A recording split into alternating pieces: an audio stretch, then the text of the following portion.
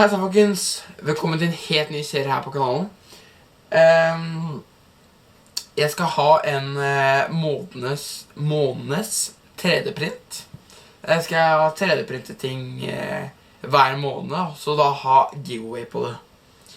Det er noen ting jeg har 3D-printet, en Snorlax og en bitteliten Pikachu.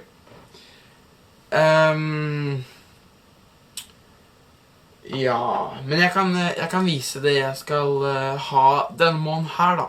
Så ja, film.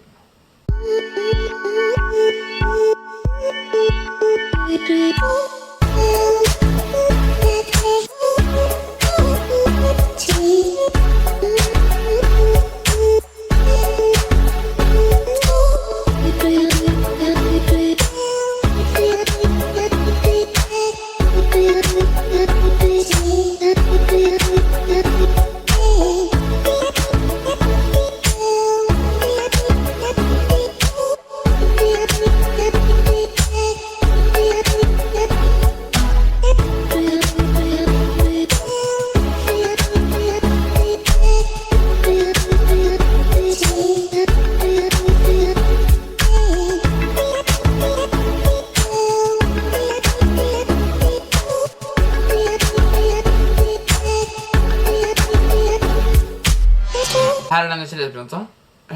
Et karambet håndtak.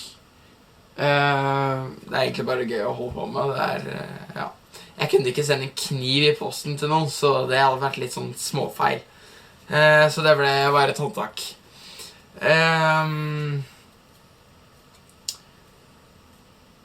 Så da er det viktig at dere liker og abonnerer og kommenterer hva dere synes om denne serien her. Dere må ikke kommentere, men ja, det øker sjansen for å bli med i giveawayen vi skal ha. Og da kan du vinne den her.